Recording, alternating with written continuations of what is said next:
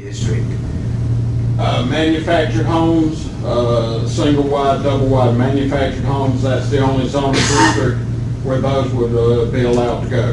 There is another classification of pre-constructed buildings that are called modular homes. Modular homes have more inspections.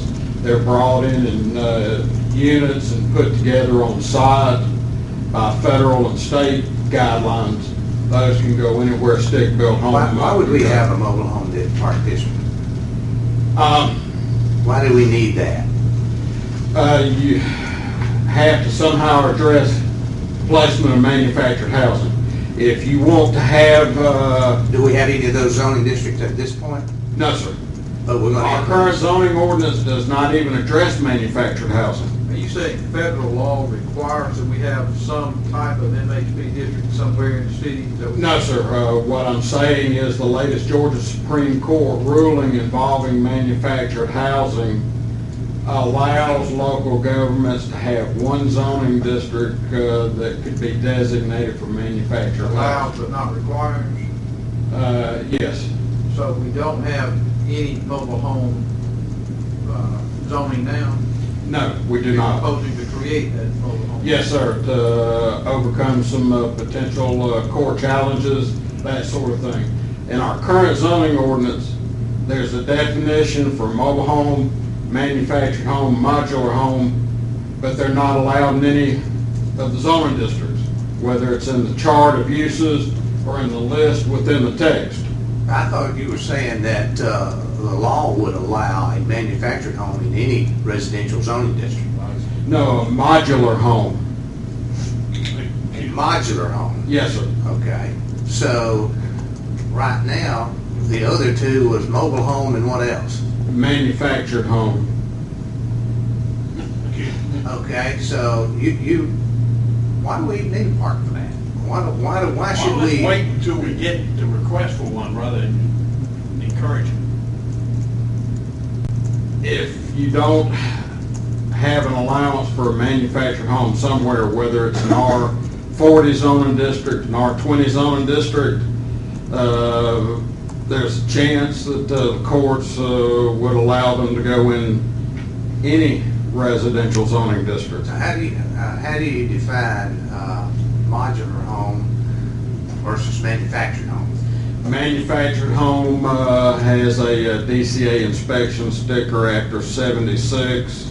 It has limited inspections. The modular home has every aspect of the construction of the product inspected, and there's a different sticker that comes with those homes. They're brought in sections, if you will, and put together. See, it's my understanding that those could go anywhere. Yes, sir, and that's what our proposed regulations would allow. They could go anywhere or just go into that one? No, they could go in any residential district, the modular homes.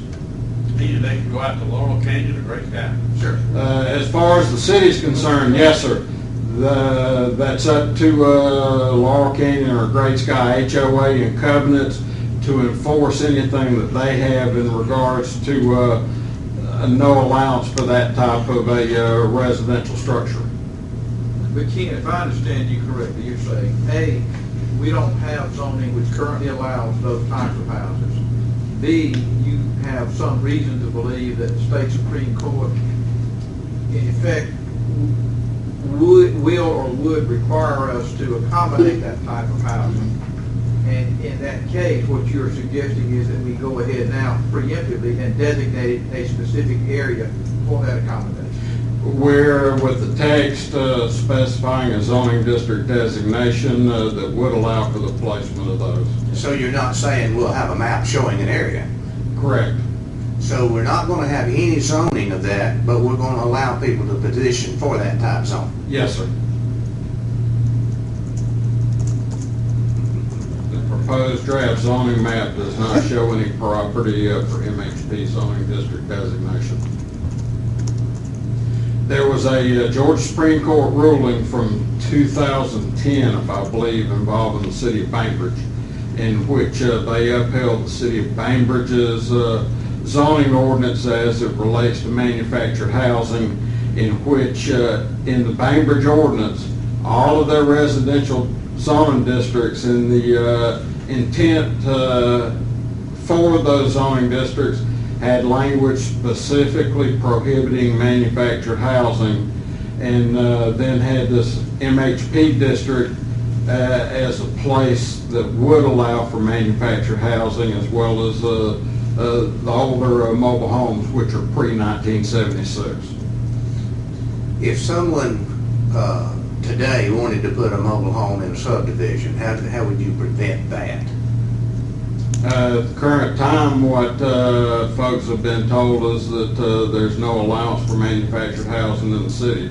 The individuals What would be asked, their appeals rights? What would they do? Could they go before the variance board and ask that a variance be granted in that zoning for them to place one there? that would be a request for an additional use, which would not, you generally cannot grant a variance to a use. Okay, so they could, but if they ask for an additional use, then it would go through the planning and zoning. They would have to request an amendment to the text. So they do have a method and a procedure now by which they could place one. They would have to request an amendment to the text of the zoning ordinance. That would have to go through the process, whether it's conditional use approval, permitted use, would be an option and an avenue that would have to be pursued at the current time. Or they go to court and sue us because we effectively banned them, which keep it. What's happened over time is there was first a Supreme Court case that says you can't ban them citywide, which is what everybody used to do. You can't have mobile homes at all in the city. Supreme Court said you can't do that. Then the next case, the one Mr. Patton was referring to, is the city of Bainbridge. They had created a single classification, and they sued and said you can't do that because that's effectively banning them. And the Supreme Court said no, you can control it by zoning. You can shuffle them off to one place But and how otherwise ban can you, them. but how can you have a zoning text there, but no maps that allow for it? Is that not effectively doing the same thing? It might I mean, be. you might be saying, yeah, you can have one, we got it right here, it says you can have one, but we don't have any zoning area or land use plan that allows for it anywhere within our city. But you might be able to bring us a place that we would think it would be appropriate, and if that happens, we'll approve it. Let them come forth, you know better than that. Well, it's one step better than not allowing it at all. I mean, right now, if somebody applied, we'd say they're just not allowed. Well, they've still got a procedure by which they could petition the city to allow them to do that. Well, they'd have to ask us to change our ordinance in the way that Mr. Pat's talking about changing it, and we would probably be required to do so. Because right now, we banned them, which we're not allowed to do.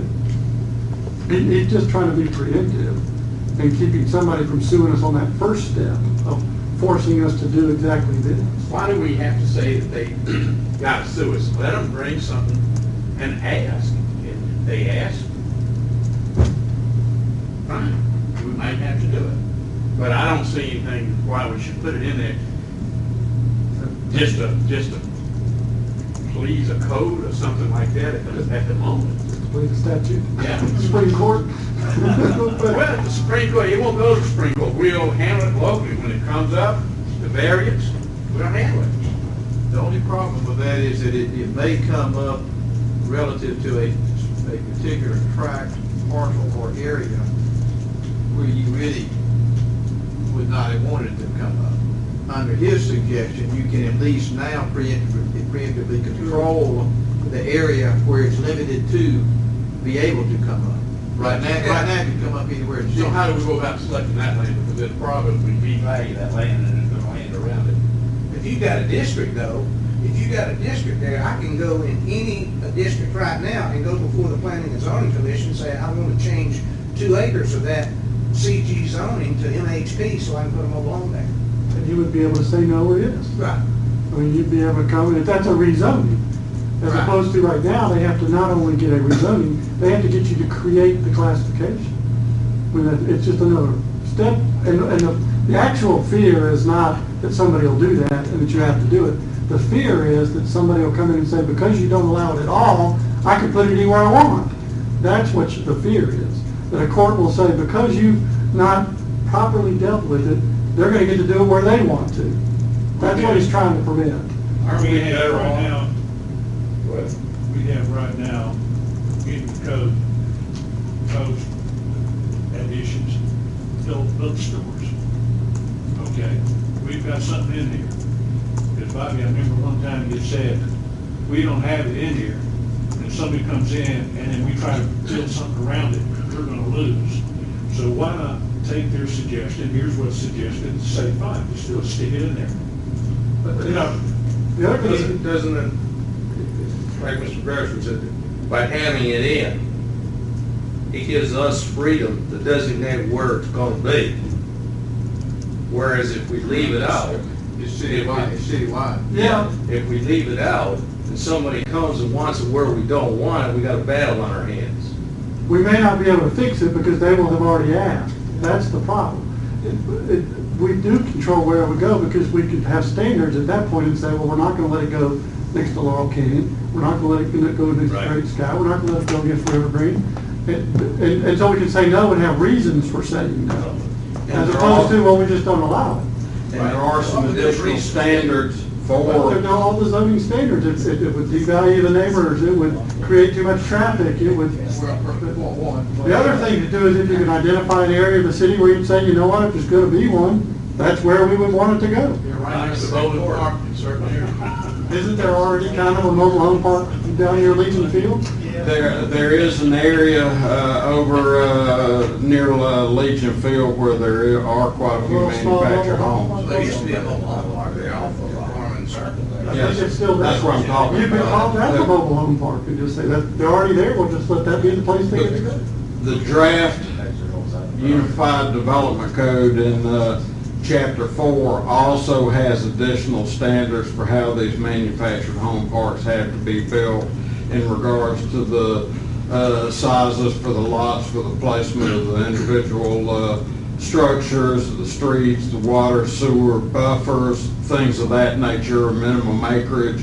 All of that is also contained with additional requirements in Chapter 4. Did you know Wheeling Sales Office is a manufactured home? It's probably a modular office. Manufactured modular, yeah. Yeah, it was the same thing was at Soleil as well, but they were just offices, they weren't got a homes. roof on, looks like the old house. Well, they moved it away after they built it, so that Well, way, they did all- they just hauled it off.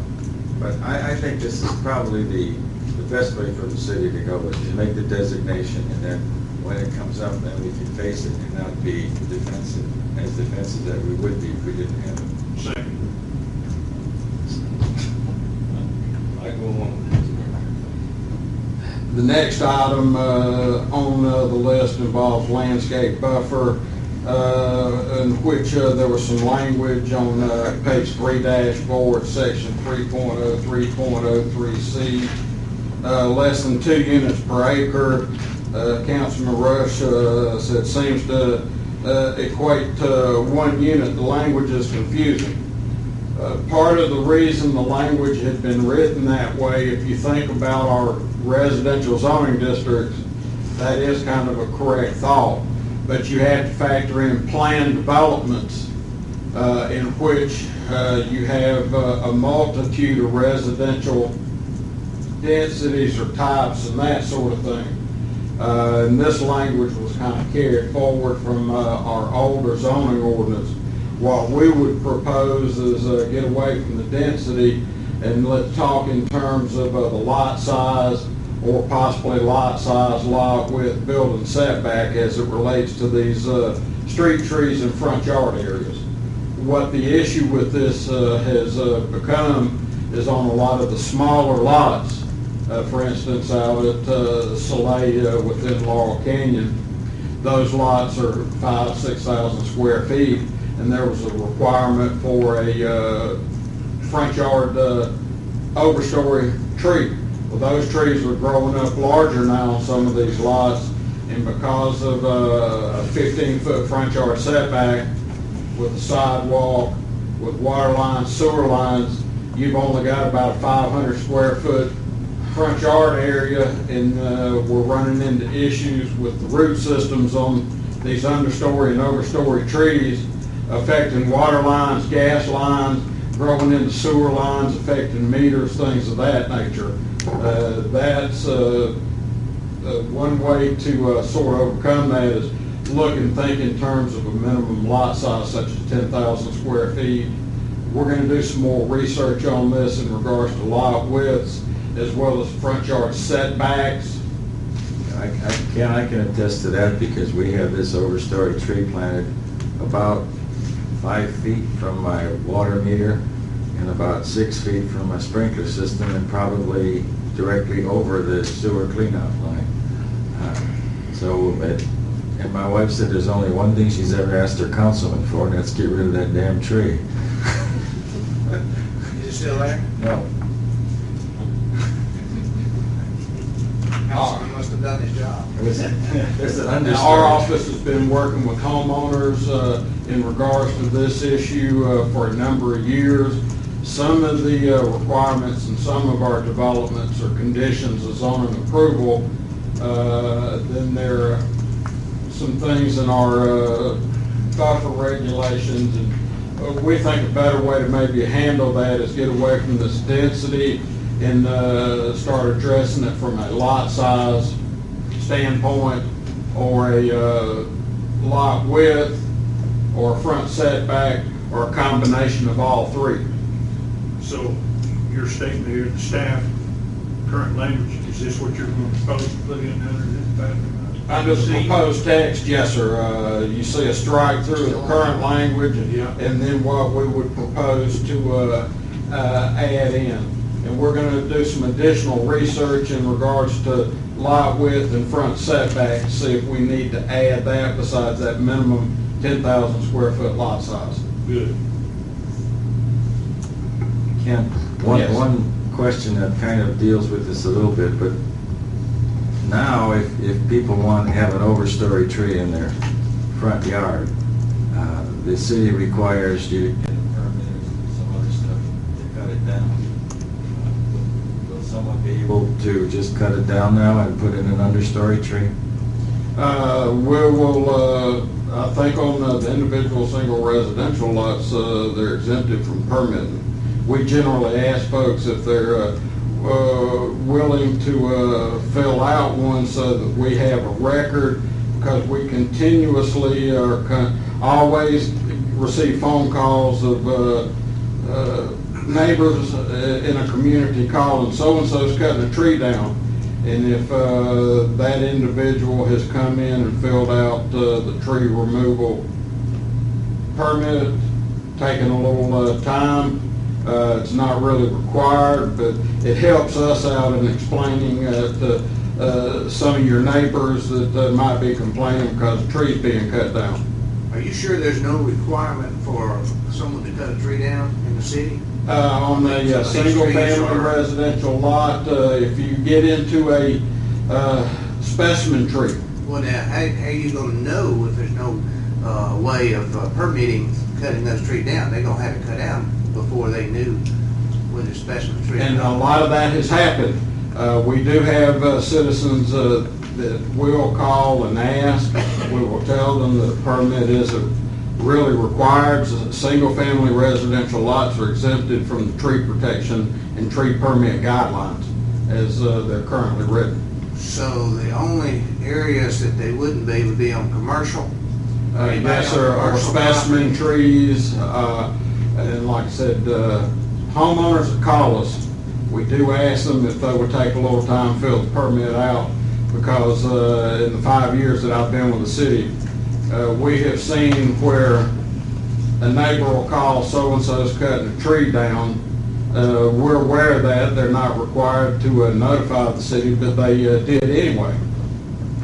It kind of makes our job a little bit easier in discussing this when people call in with complaints. And what do you call it, specimen? For a evergreen, it's 24 inches diameter or larger, if I'm not mistaken, and for a hardwood tree, I think it's 30 inches or larger. I have to look it up to be specific, but there's a size, and that's measured what's called diameter breast height, basically about 4 feet above ground level. So if those trees are dying, or wind blows it halfway over, you gotta get a permit. If it's a diseased or dying, the regulations require that a arborist or a certified forester or someone like that submit a report saying it's dying. We're trying to get Steve Green, the zoning administrator, through some educational classes as a certified arborist, so the city can do that on their own, if you will, and move forward that way. If it's blown over by an act of God, that's an act of God. We can't control those kinds of situations. In the past, we've had an arborist, they not working for us? No, so the arborist position was also involved with some zoning enforcement that was caught up in a reduction in workforce in 2009. Yeah, okay, thank you. Next item at page 38, Councilman Rush had asked about was in the table 3.1 about buffer between R4 districts. That's a typo, and we've corrected that. Next item that Councilman Rush asked about was off-street parking for home occupation. That was in the old regulations, and it's still in place that one parking space would be required for a home occupation. Back up on that one just a minute and tell me what, an extra off-street parking space that wish to start operating a home business. It is required to begin with. There's supposed to be 2 parking spaces that can be within the driveway area, but the driveway has to be big enough so that the sidewalk portion across the front of the street is not impeded by vehicles. Do our building requirements now allow homes to be built that would not qualify for three vehicles? There are some smaller lots that it would be extremely tight to get a third paid parking space. I'm not aware that any where it wouldn't be, but some of that paved surface might be right up against the property.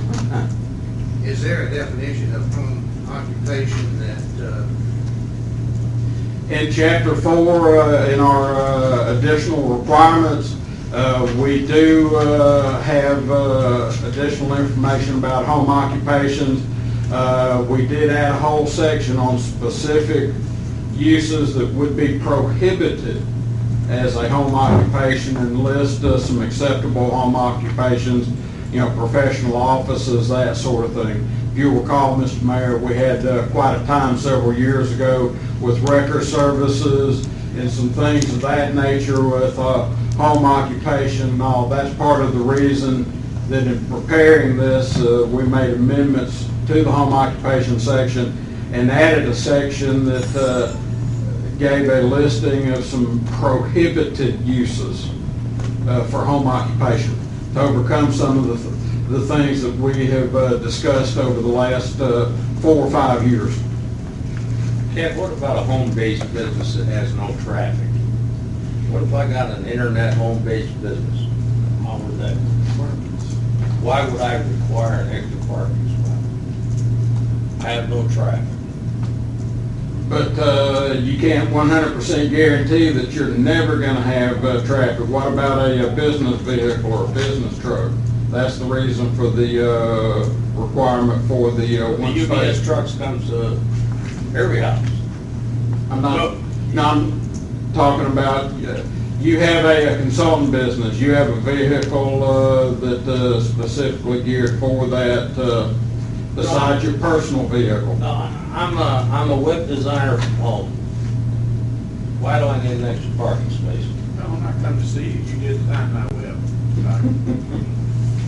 Well, I didn't design yours. And I don't do that, by the way.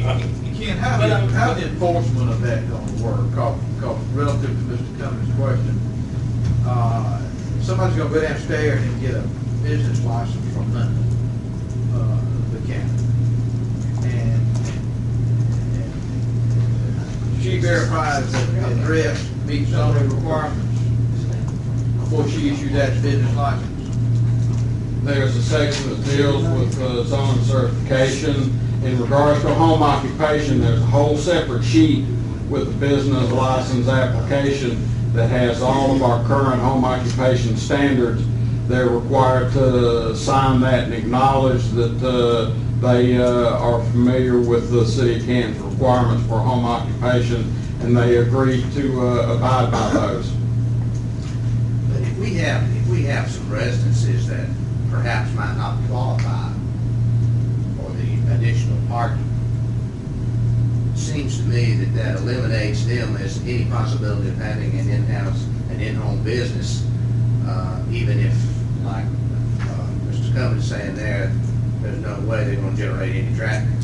Can they apply for a variance for the parking requirement? Yes, sir. And if the council wishes to address this through an administrative approval for non-provision of that parking space, we can certainly add that language Why can't on we a just say no case-by-case on-street basis. parking? Sir? Why can't we just say no on-street parking? Right. Well, we can, whatever y'all want. Any in-home occupation should not require. no What happens parking. in a lot of instances, if you'll have folks start parking on the sidewalk and things of that nature. Well, we know that's wrong. Well, yeah, that's violation of law anyway, I mean, you know. We still get complaints about people parking in the front yard with part of the vehicle on the sidewalk now. But is that not a violation now? Yes. Or is it okay now? Okay, why don't we just require any home occupation have adequate off-street parking, period? Why specify a number of spaces and not allow on-street parking? That's fine, if that's what you all want. That's what I would think, because, I mean, there are gonna be a lot of businesses, especially in this internet. Mr. Cummings, you're always very specific, so I can't believe you would allow something so flexible as that. Well, I was thinking more along terms up in Gray Scott. Ken, how many parking spots are required for a single-family residence that doesn't have any on business? Two? Two. So then if I have a business... That can be, within the driveway or within a garage. Okay, so I could put 2 cars in the garage and 2 visitors in the driveway? Yes. Okay, so then we really don't have any big issue with this. When you're talking about houses without a garage, they may just have a driveway, but 2 cars have to fit on the driveway. Yes, and they have to fit on the driveway between the house and the imaginary line of the sidewalk across the But driveway. if you just said, if you change the home occupation rules to say, no off-street parking, no on-street parking is permitted, at least you'd have some ability to deal with a business that has constant traffic, and there's always somebody parked on the street. And you could have, the other way, with this, you could have a business that has 5 visitors at one time, and they're lined up on the street, and it's still all business. But now they don't qualify as a home occupation. You're right. Yeah, they could. As long as they had room for one. I guess what you want to avoid is the on-street parking. Right, it's not so much that you want them to have off-street, you don't want them to allow on-street. Street, that's what I would think. But, parking is a hard thing to enforce anyway. Yeah. Because it's parked and gone before anybody even, And you're gonna have trouble controlling that anyway with these businesses, because you don't even know they exist, a lot of them. most of them might come in and get business licenses. Yeah. Yeah, can I ask you a different question on parking? CID, someone has an attorney's office or a bottom shop or whatever the case. And how many parking spaces do they have? Depends upon the use, if you will. Offices, That's not CID, it's either Downtown. I'm sorry, CBD. You're talking downtown? Yeah.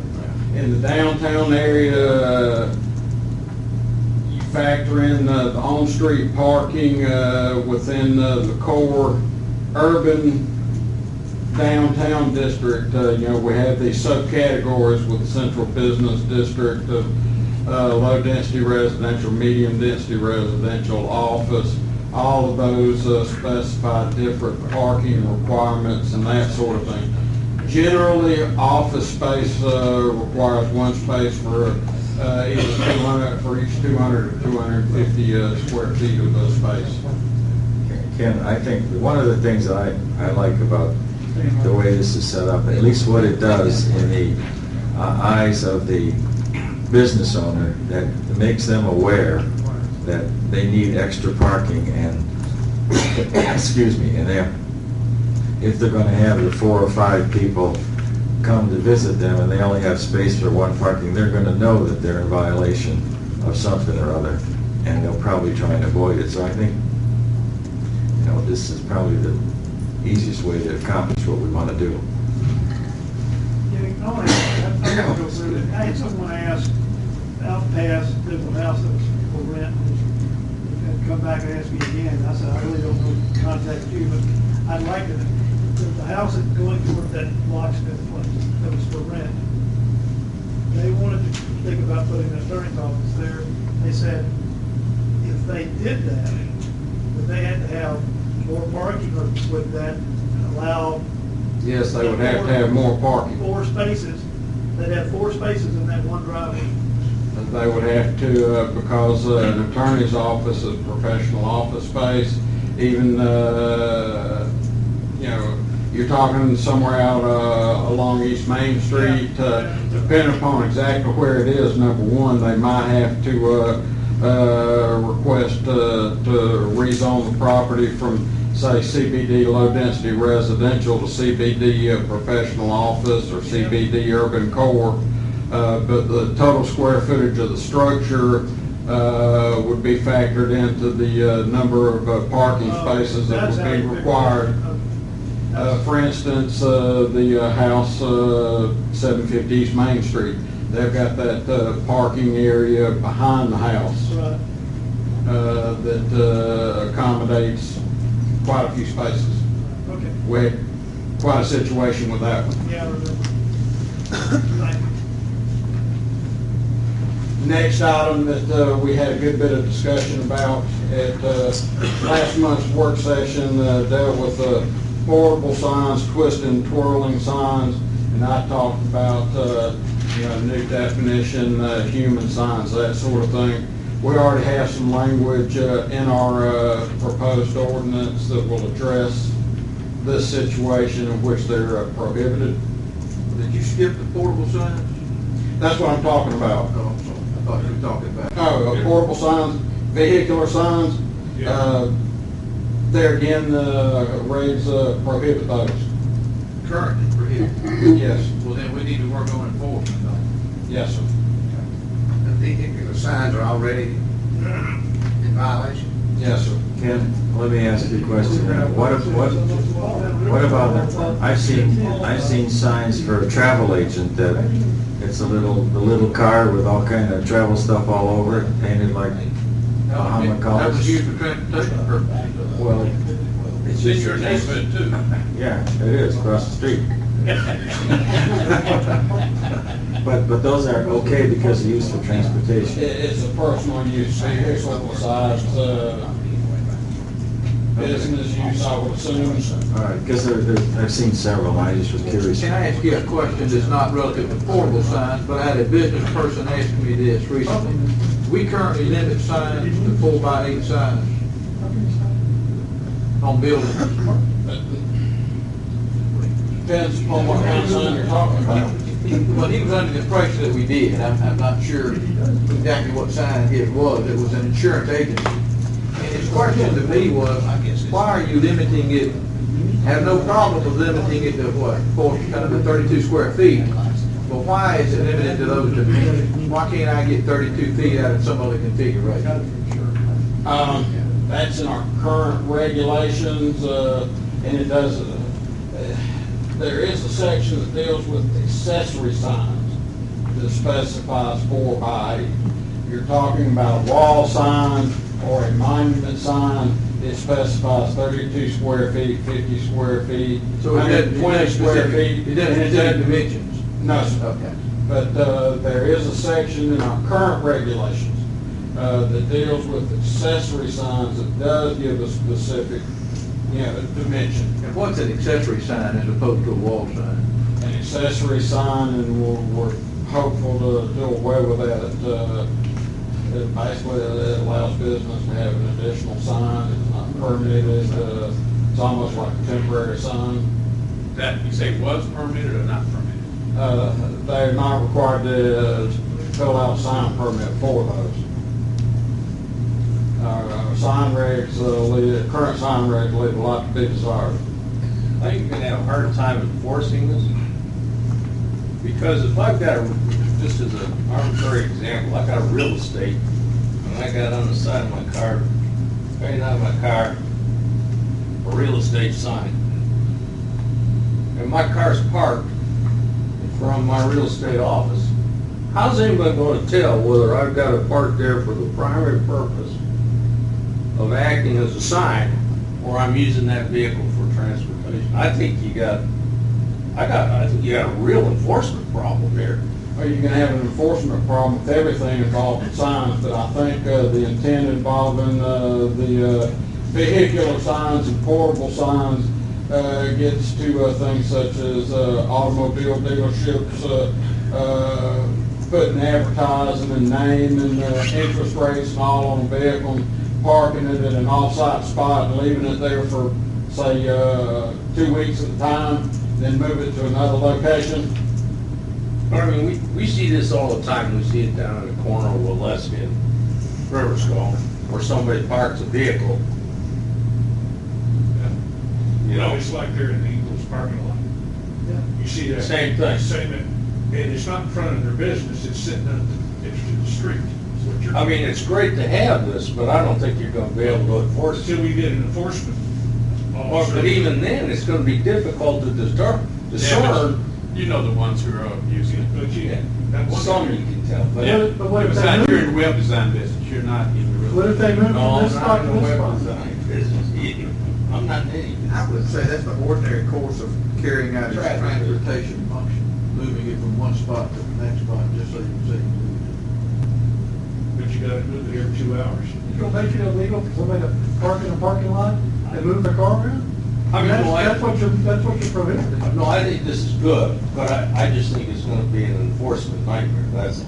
See, the city tried doing what, I think, some years ago, what you're saying is there, is that they didn't have, I guess, I don't know if they didn't have a number or whatever, but people go out every 2 hours and move their car, and they were claiming that they were just doing it to get around an ordinance somewhere or another and giving them tickets. That was the attorney. That was on the 2-hour parking or whatever. Yeah. The attorney's up there. That's good. That's, yeah. But I'm talking about if it's a towed behind, propped up in a trailer, that's one thing. Yeah. Because then it's a sign. Yeah. And that's all it is. But if somebody has painted it on their vehicle and they park anywhere close to their business, Well, that's the key, it's close to their business. The ones that we all know. well, it's on somebody I else's mean, property. it's somebody else's property. I'm in English shopping. That's- Exactly. I mean, the one you described, car dealers, they're on a whole nother piece of Football property. field away. That's what it is. It is a bad enforcement problem, which is why it's not being enforced Yeah. already. The question we just brought The up. city has tried to enforce it, and just disregard it. It's just like another business with the banner signs in the right of way is actually Let's going do to this, enforce. let's do this, just so we keep moving. If it sounds like nobody's opposed to leaving it in, there's some Just leave it reservation in. about enforcement, Louis.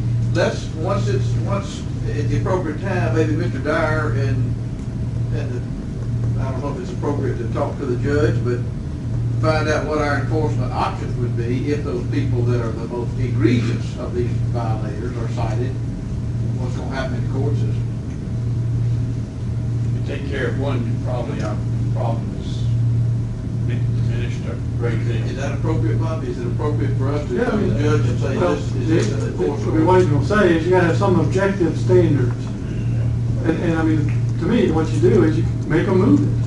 If it can actually move, if it can be cranked, if it can carries insurance and all that, make them move it. And you could say it's there more than a day, you know, without moving. You could do something like that. I've seen vehicles, well, one right on the corner, across the street from Walgreens, a truck there, it says, you know, has a price on it, and it's not transportation, it's from the automobile dealer. And they changed the truck. They changed the truck, so that would be in violation of this. The best thing might be would be to permit them with an exceptionally high cost There for a you go. permit. I like that. Stick. I mean, if they're willing to do it, they're gonna have to pay, because Oh, right yeah, now it's that's free gotta be advertising. The problem we have is it's the definition we're talking about, who needs to come get a permit.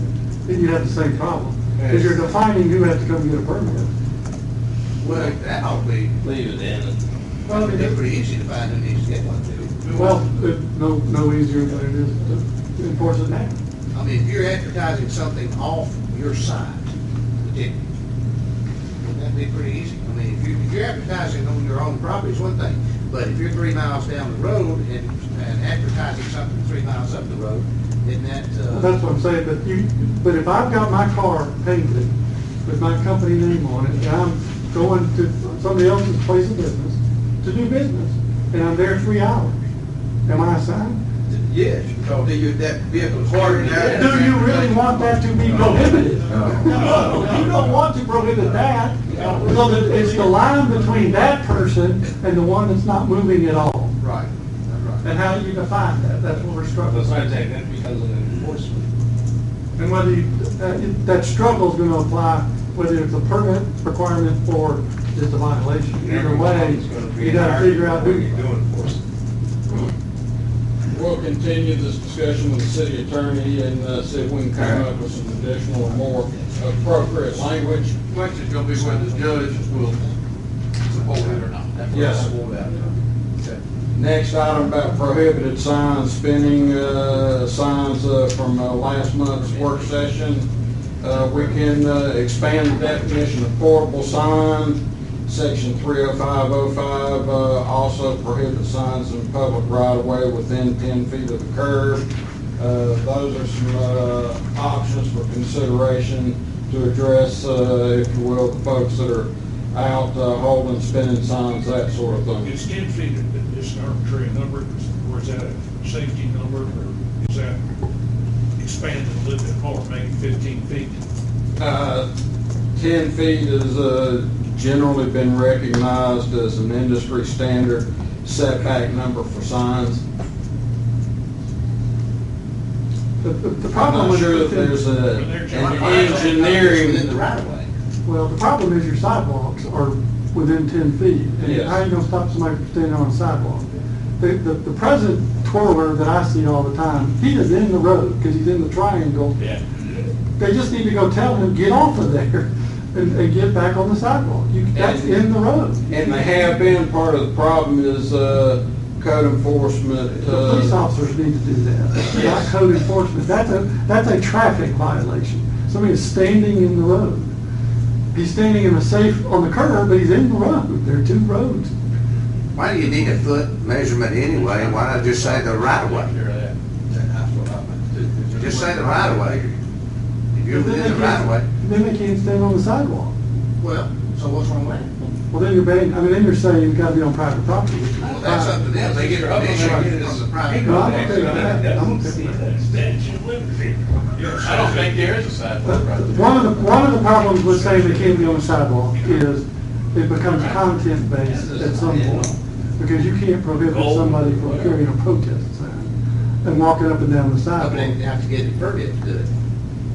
Well, you're gonna let a business get a permit? Permit. But you're gonna let a business come get a permit to twirl their signs on the sidewalk? Absolutely. If you're gonna let anybody do a sign, you gotta let the business do it, in my opinion. Because you can't regulate it by content. It needs to be by safety. All these, we gotta remember, we have to be able to explain what it is we care about and what we're trying to prohibit. Safety. So if they're on a sidewalk, are they unsafe? Well, they're distracted. Y'all, either one of y'all know of any communities that have successfully implemented the no twirling, gyrating signs? Dave, do you know of any? I know what, Outside of metro area. Where we looked was generally in other states where they've attempted to introduce some language to address it. So I'd have to go back and look specifically to see where those model communities are, how successful they've been. Now, one place that I was aware of is one solution they came up with was to allow them to each day put a yard sign in front, right there, in the right of way, rather than have somebody twirling. One of the issues with those twirling signs is some of them are 8 to 10 foot long, and we're talking 5 feet on each side of the twirler. He's spinning it, sliding it back and forth, and the point is safety factor. Somebody come making that corner, come around that corner, they're standing there in the curve, you're in the gutter, spinning the sign, all of a sudden they see somebody spinning it, whip around and smash into somebody else. Yeah. That is an issue. That's But the but issue. that ought to already be an offense. If we don't have an offense to cover that, then we need to create one that doesn't have to do with signs. That's why, if it's safety we're talking, why don't we just say you can't twirl your sign in a way that's unsafe? Okay. But, well, then you come to judgment about what unsafe is, though. And that's the opposite. Obstructing traffic. I mean, if you want to say somebody can't twirl it because that's a distraction, that's a different thing too. I think I think the that best would you be- remove it out of the right of way. That would probably be, but That's probably the best thing to do, is just move it out of the right of way. It's a safety factor, period. Safety factor, period. And then you won't have people Then- standing on sidewalks or anything. then you like have to ban everybody. That's I mean, everything. nobody gets to be on the sidewalk, and That's you may right. have a problem with that, but that's all right. I'd rather fight that fight. Yeah, I think that's the issue. But this is a whole new ballgame that came about in the past few years. I've always felt sorry for those people, because that's the dumbest way to market anything I've ever seen, and I just figured you're giving somebody a job who couldn't get a job elsewhere. How about the Statue of Liberty is, Mr. Cummings said, standing out there in the rain. Okay, safety factor. Bobby, how do we write it, safety factor? We'll have to figure it out. Got it. We'll get with Mr. Dyer and come back to council on that item. Next item is accessory dwelling units, page 4.2. Mr. Rush had noted in the text that it required 2 parking spaces. That is a typo. In the off-street parking standards, it specifies 1 parking space, and we would change the text on page 4.2 to 1 parking space to be the same as the parking table.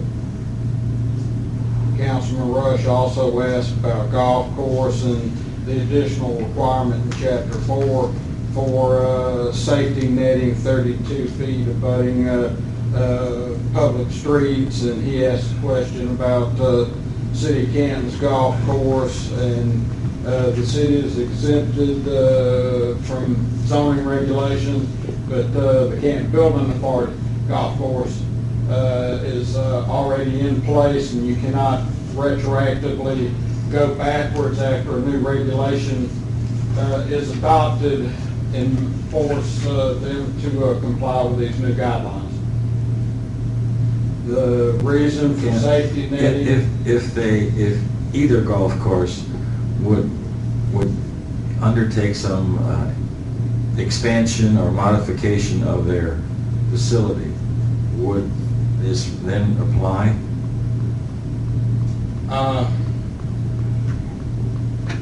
Potentially, I'd talk to Mr. Dyer. Again, like I said, if it's Canton Building Authority or city-owned, it would not apply. If it's a private sector course and they wanted to make expansions to an existing golf course, if it affected streets, they would have to put the safety netting up. Yeah, the expansion. Yes. Sexually oriented businesses, Councilman Rush asked why we had that. Kind of like manufactured home parks.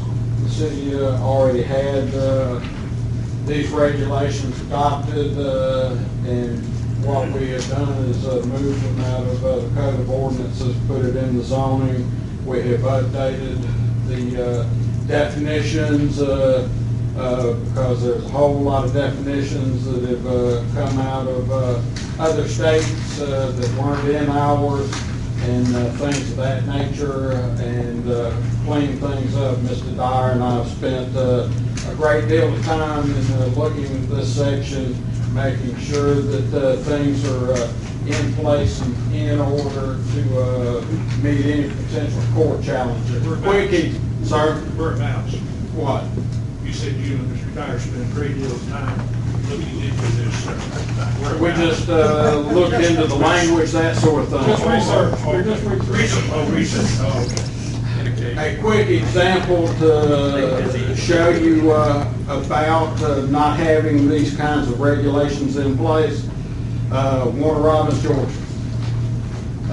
There was a piece of property right on one of the 10 corners at I-575 that they permitted a restaurant.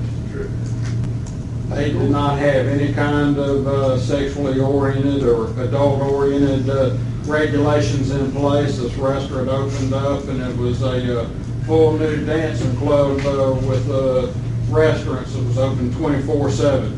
They got in, and there was nothing the city of Warner Robins could do about it because they had no regulations in place. It was permitted as a restaurant. They just didn't divulge that there was adult entertainment associated with the restaurant. That's an example to show why there's a need for these types of regulations. Well, Mr. Rush, you won't have to travel with cars. Yeah, and do we have a land use map that comprises all these districts, a color map that shows where they're located? The zoning districts? Yeah.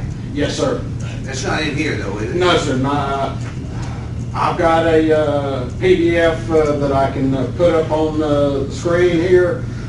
When we originally Can we get gave some all of the those printed counts. out? Sir? Can we get some of those printed out? I'll talk with Camille about full-size prints. When we gave out the first original copy of the draft of the zoning portion back in November of 2011, there was 8.5 by 11 color of that zoning map. And of course, you can't really tell much about it because it's such a small size. I'll see if I can talk with Camille in regards to printing out some full size so the council members could have them.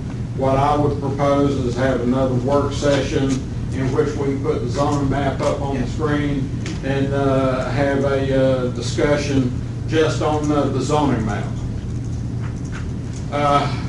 I'll now yield the floor to Paige Hadley, the consultant, so she can go over some things with historic guidelines.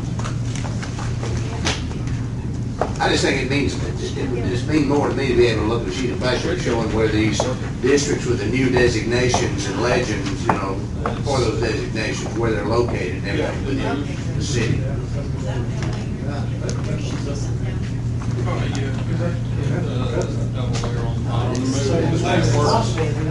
mean, it's easy to talk about these numbers and everything and these designations, but where exactly are they in the city? If I read those guidelines from a practical standpoint, it would be very difficult to locate. Right, no, I understand that, but I'm just saying. Yeah, but I'm just saying, you look at our concentration. One of the things that tripped up the previous administration was that we came out with a proposed map, and then they made changes, and they had an official map, but the proposed was out in circulation, and everybody was using that one. And I think it's still on the wall down in one of these businesses down East Main. We need to make sure it says Make proposed, sure that's it what it is. says, Yeah. this is not an official map. Draft or something all across it or something. Yeah. Make sure that any map you give us at the point in time, until it is officially, it has the work standard. Well, we've got loaded up on the computer that at another work session, it has on there draft. This is not official. Okay. Thank you. My name is Paige Hatley with AMEC. I appreciate your time this afternoon.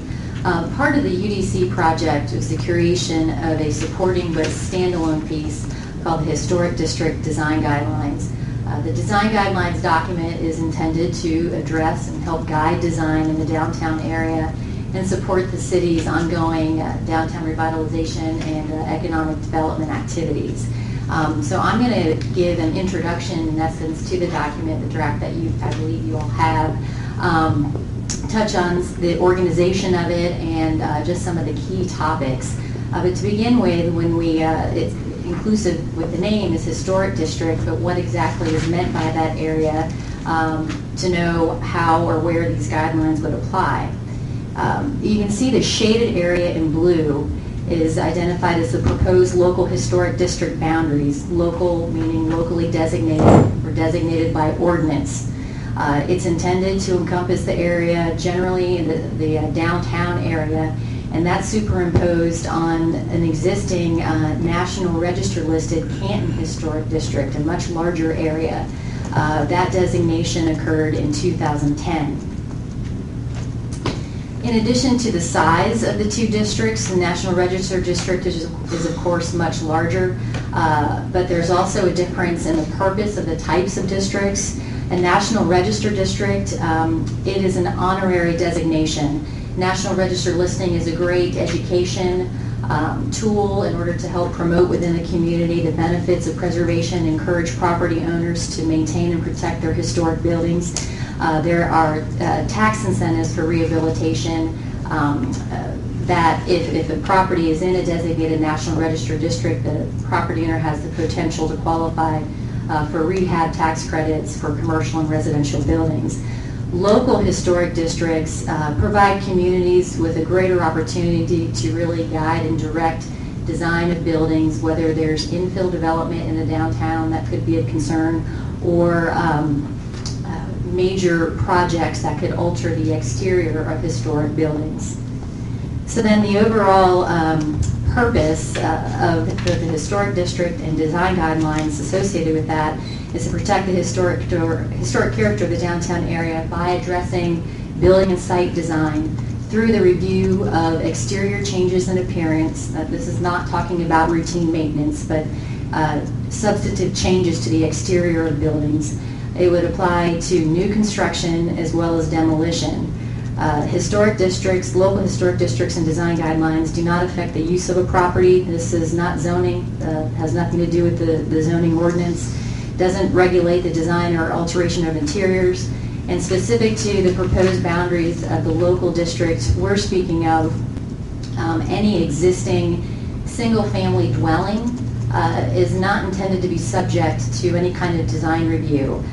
We understand, as you can see from the map, that there are homes, part of the neighborhoods that are encompassed here, but the focus is more so on protecting the integrity of the traditional downtown area. If there is a residence, an existing residence where zoning supports the potential for adaptive reuse to, let's say, an art studio or a dental office, then if changes are made to the building to accommodate that use, such as a business sign or proposed additional paving in the front yard to accommodate additional parking, then that's something that would require review so that it can be ensured there are no detrimental impacts to the existing neighborhood or residential character in that area. The process for design review, this is a flow chart that we have in the design guidelines intended to give sort of a snapshot view.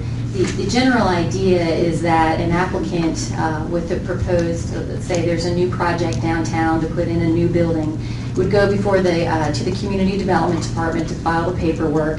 A package of the proposed plans would then move to a to-be-designated Historic Preservation Commission, I'll talk about in a little bit, which would act as a design review board. They would meet monthly, review the proposed plans, and upon approval of the plans, a COA or Certificate of Appropriateness would be issued. That would then give the applicant the green light to proceed, including if there's the need to pull any permits by the city, then they would be allowed to move on with that. Sorry, this doesn't read well. This is a bit of a cheat sheet that we've included in the design guidelines. It's a matrix and encompasses 4 pages. highlighting typical projects that might be undertaken and whether that project would actually require any kind of review. An example being, I think I mentioned earlier, routine maintenance. If someone is undertaking a project that is replacing rotted materials with in-kind materials, well, that's typical, and we hope it's done, and they can just proceed. If there's a proposal to demolish a non-historic accessory structure that's in the district, then the individual would go to the Community Development Department and then pull the necessary permit to do so. There would be no design review. The general rule for each of these is whether we're talking about doors or windows or roof materials, if replacement of materials in-kind materials is proposed that relate to maintenance, then that can proceed. If you're changing the roof line, if you're putting an addition on a building that has the potential to have impacts one way or the other on surrounding properties, that's the trigger. So each of these line items that are shown have supporting guidelines that are found in the rest of the document to provide guidance to both staff and the applicant. The document is organized into several chapters, beginning with the process, some key slides that we just showed. It also affords an opportunity to give an overview of the area's history. It talks about predominant building types. And then chapters 4 through 8 is actually where we get into the specific guidelines. Beginning with chapter 4, guidelines for site design. This, to me, the first bullet is really the crux of this. The point is to encourage consistency with the established development pattern. There aren't any new rules or ideas that are being promoted here. It's basically be sensitive to the surrounding building heights, the setbacks, and build accordingly. The next section, guidelines for building architecture, anything related to the facade, any facade elements, from doors, windows, roofs, including side and rear facades. One thing that I want to note on this slide, if you can see, these are excerpted pages. In addition to text, we've also included photos as well as illustrative graphics to help provide additional guidance and provide a greater understanding of certain ideas of what may be appropriate or not as appropriate to do. There are guidelines for new construction. Again, infill development being an example. That would include additions to existing structures as well, and residential to commercial conversions, which, as I mentioned, may be traditionally a single-family dwelling that is, due to its zoning, has the potential to accommodate a commercial use. Sign guidelines. This is intended to be consistent with the existing sign standards for the CBD district. And so there are no conflicts here. It's just reiterating the particular section in the UDC that will address signs. But what it does do is give a little bit more information in the way of ideas for applicants or proper building owners as far as what constitutes suitable materials and lighting to help give ideas when folks are thinking about what type of sign they'd like to put for their business. Guidelines for demolition, relocation, stabilization. Any plans for proposed demolition of a building in the historic district is intended to go for review, must require a COA for privately owned properties. Relocation of historic buildings is somewhat rare, but could happen. That too, there's a proposal to move it from its existing site, would go before the HPC or Historic Preservation Commission for review. Deterioration by neglect, where a property owner in essence allows a property to fall into disrepair, becomes a health and safety issue, so there's no other recourse but to demolish the structure. We've incorporated some language to try to head that off, allow the HPC and the city to find ways to work with the property owner to stabilize the building or mothball it, if you will, so that until a time presents itself that a new tenant or use can be found for the property, it doesn't fall in on itself or need to, or become a health or safety hazard. And I'm sorry, this is another one that looks good when I print it out, and it's a little bit hard to read. The state offers a roadmap for designating local historic districts to which design guidelines then become attached. Specifically, the Georgia Historic Preservation Act here tells us there's a big arrow at the bottom there. That's where we are right now as far as all of the steps, but a few we've skipped. So very quickly at the top, in order to designate the district, a historic preservation ordinance would need to be adopted. That ordinance authorizes the city to establish a historic preservation commission, which is then authorized to undertake historic preservation activities in the city, such as identifying districts that are suitable for designation as a local district or National Register district. We have a draft ordinance that we've gone ahead and prepared, so it's at the ready, should the time present itself to move forward. The city would then appoint a historic preservation committee, commission, which becomes a design review committee. City residents, typically no less than 3 folks, generally about 5 people would sit on it. Rules of procedure would have to be adopted by the HPC. We have draft bylaws that have been prepared. And then actually formalizing and identifying all the properties and the exact boundaries of the local historic district.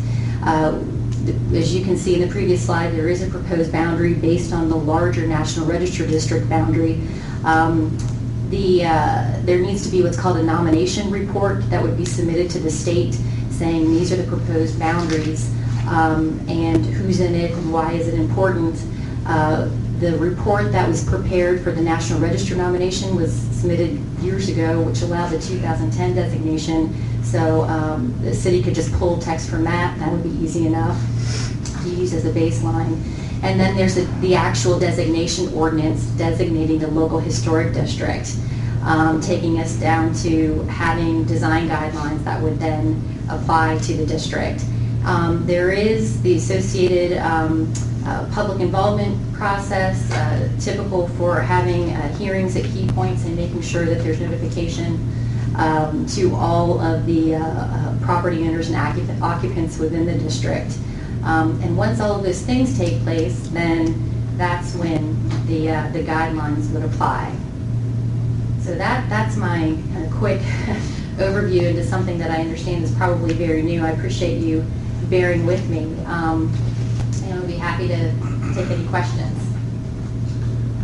I have a question and know very little about this, so forgive me, and I don't know who best to address this to, but I'll try to talk about 2 specific things here in the downtown area. And one is the Jones Building, which is owned by the county but located in the city.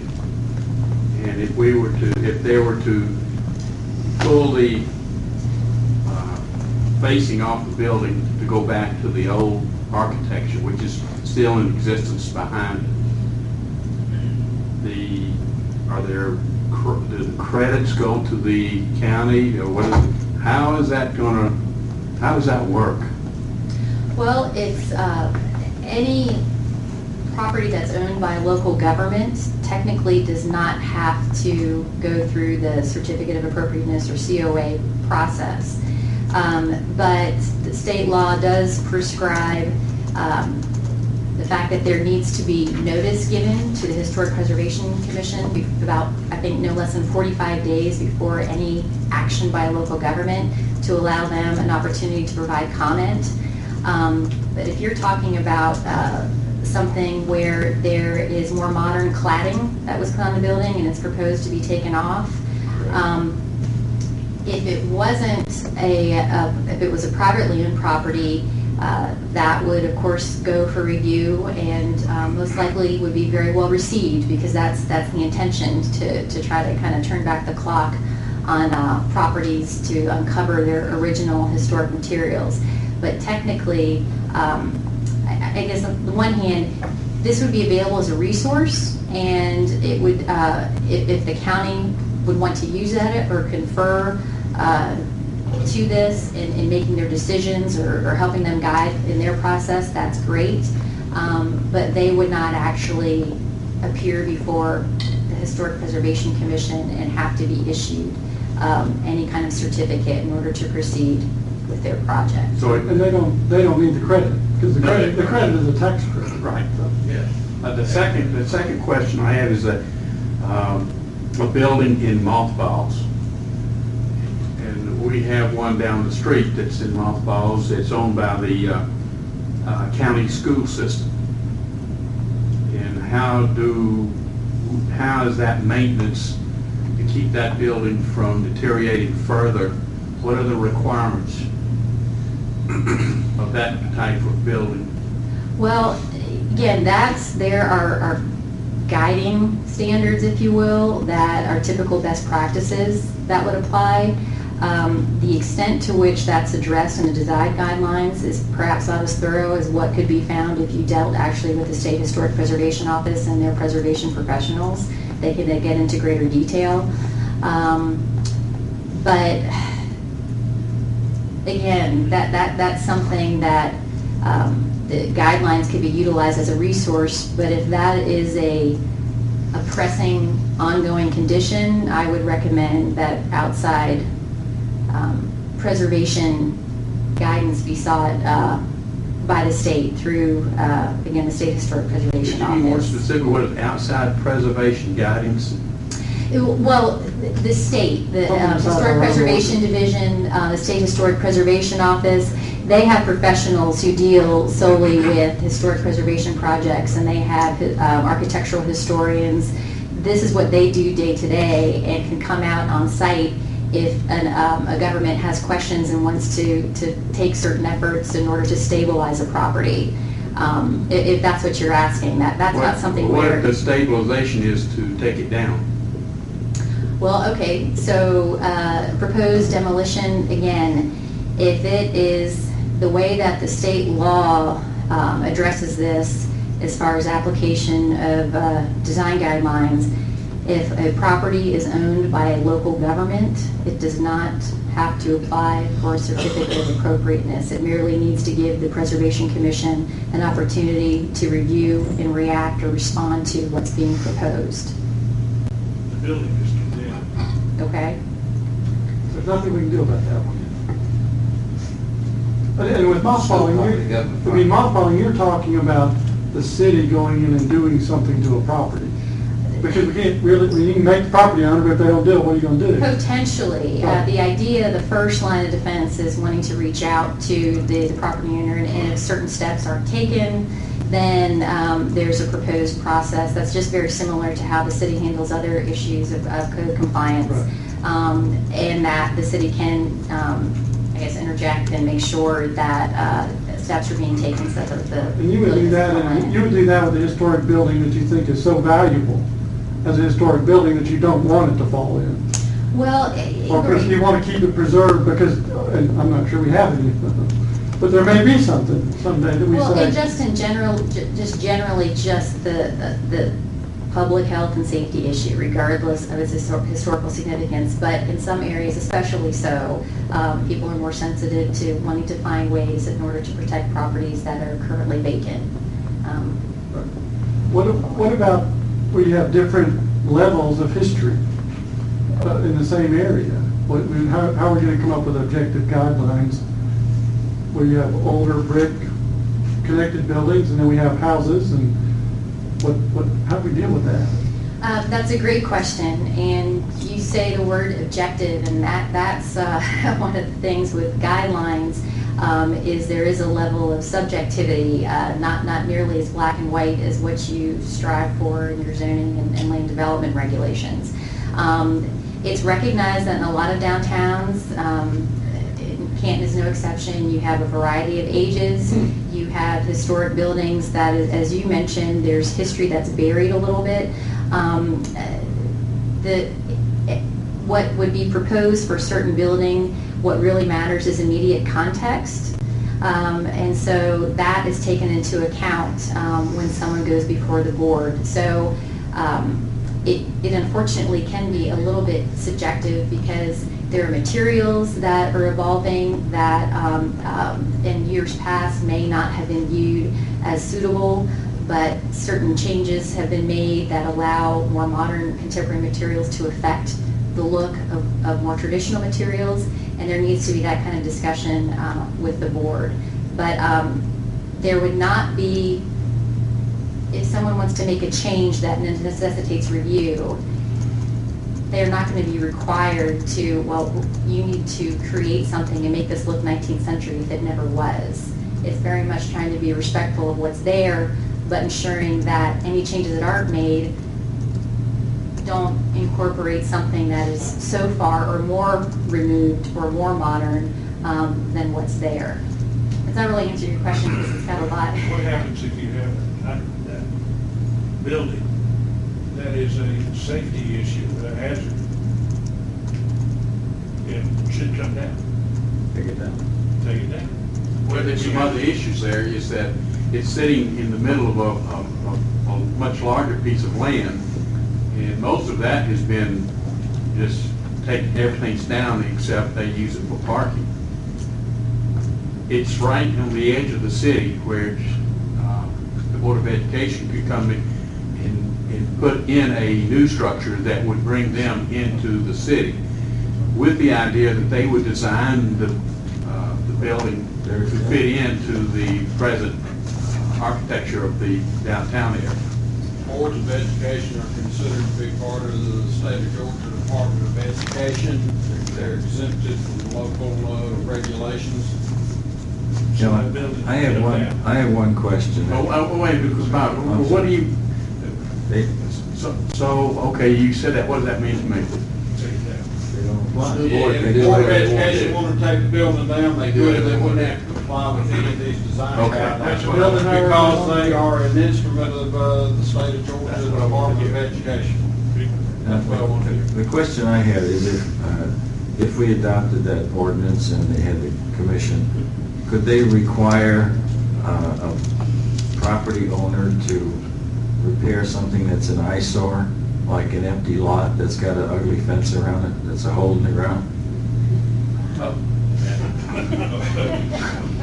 Well, what it can, well, I guess a few parts. One, the property owner can be informed that there's a document in place to help, perhaps whether it's a marketing tool or guidance that's available, so that should anything go back, then this is what it could or could not look like. But if we're not talking about empty or vacant properties, it's just literally existing structures that are in the district and pose an issue from a health or safety perspective. Could we make it put a picket fence instead of a cyclone fence? Well, fencing, that is one of the topics addressed. That would be for new fencing. If someone was able to have a discussion and encourage someone to replace what they have with a more appropriate fence, that's one thing, but they wouldn't be required once it's already in Just place. like the 32-foot safety net for golf. All right, that's Stuff that's in place already that's prior right. to That's these what regs. that's what I was afraid of. I mean, a wrought iron fence around there would look And nice. this was sort of what I was asking. This ordinance isn't about making anybody change anything. It's just saying if you are doing certain activities, Right. you have to come and get a certificate of approval. Unless Correct. a private property owner is willfully allowing their building to fall in on itself, then there's a mechanism to try to step in for that. Which we already can do. It's just that we would be doing it for purpose of historic preservation as opposed to Right. safety. That's it. So there are ideas that could be on the table to help provide inspiration for someone wanting to make changes to their property, but correct, nothing can be mandated by the city upon these taking effect. Let me ask one question. Did I understand you initially to say that the residential properties, unless they were changing use, were exempt from this? For making any proposed alterations to the residences, that's not something that, when we developed this, that we were proposing that they would have to go for review. May I ask why? Why not? I mean, that seems to leave out a major historical sector of the city. At If you this did point, that. sure. Mr. Mayor, when this original contract was initiated a little over 2 years ago, the National Historic District that is in place now with all of the residential properties, that sort of thing, the intent of the contract was to develop based upon the existing commercial historic district that was already identified. And without having to go through any type of change orders through the consulting firm, that sort of thing, we stuck with the basics of commercial. If the mayor and council wishes to add residential, that would be my recommendation, that once we get Historic Preservation Commission in place, that they can work towards amendments with the guidelines that address the residential, is the way we had discussed this. Well, I think we need to move in that direction personally, because I mean, there's some homes that certainly you'd want to protect, and not only that, but there's an area here that is a quote, one of the original developments of Cotton Mill Village there. Yeah. That, in my opinion, ought to be protected, and instead of just cleared out one of these days and new houses and different architectural schemes, I guess, developed there. But that was really, you know, for many years through the ARC, they were always talking about the village concept. We want to go to the village concept where you walk till you work, you walk where you shop, you do everything, you know, walking or biking or whatever. Well, that was, I mean, you go to school, you walk to school from this place. You go to the grocery store from that place. You know, that was really an intact, actually that place was called Roosterville. That was the name of it. Now, I don't know if I had any roosters in there or not, but that's what this one was called.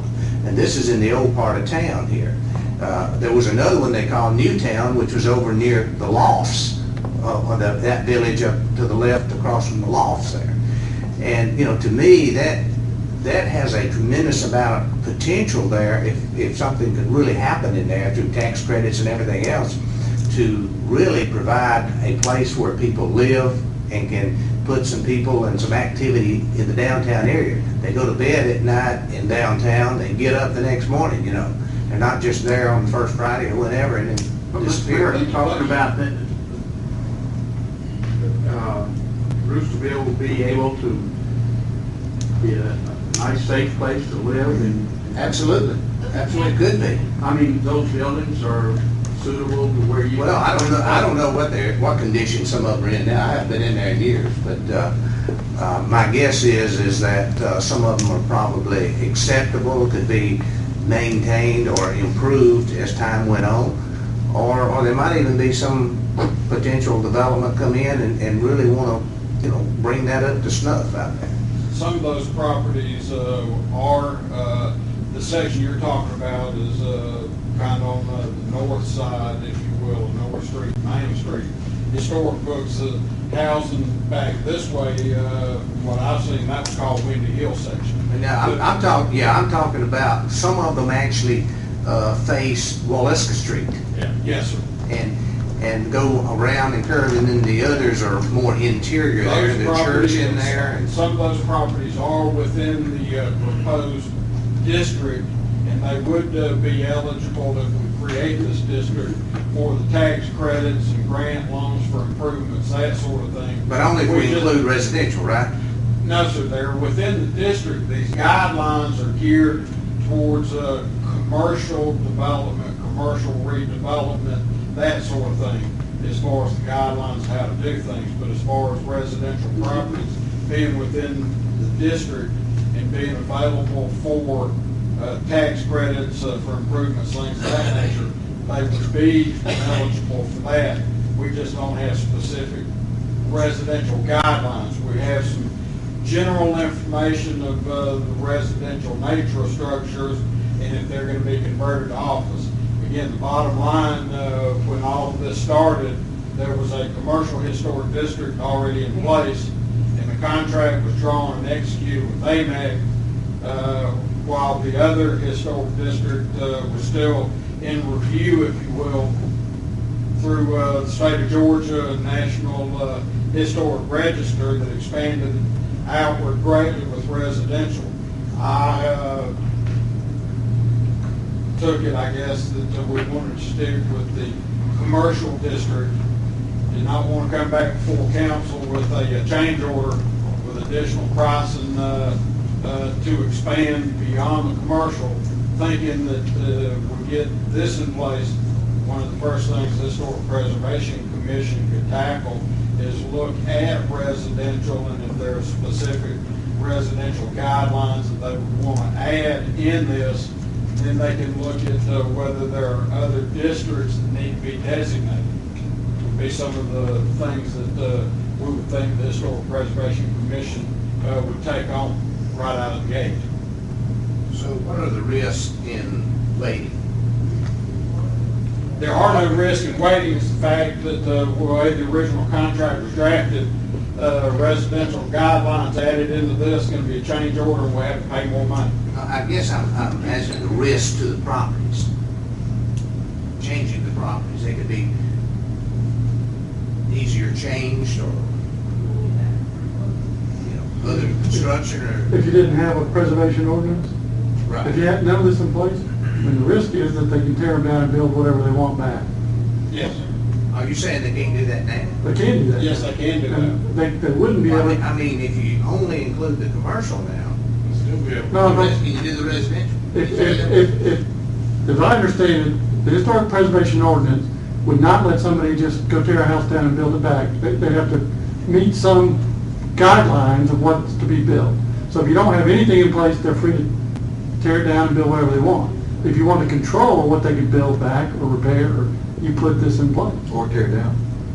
They might still be able to tear them down, right? I mean, there's nothing in this ordinance that keeps them from tearing down. They just have to come get permission. Well, what you're saying is. They could be is that- denied, but there's still Yeah. this I process. mean, what you're saying at that point in time, since we don't have any guidelines, and when and if that happened, they'd have to ask for permission, and we'd be developing the guidelines at that point in time. Well, you can't do it without guidelines. You can't restrict anybody without some guidelines. There is a subjectiveness to it, but there has to be some objectiveness to it. Well, in Because- addition, But without any guidelines, then they could do it even afterward. That's what you're saying. No, what I'm saying is, if you put the preservation ordinance on place, you will have guidelines. There's no reason to put it in place without That's guidelines. commercial though. If you add the residential, you're still gonna have guidelines. Yeah, later. one thing, Then you ask her, what's the risk in not doing residential now? The risk is that they can tear it down That was my and build question. whatever they want. Yeah.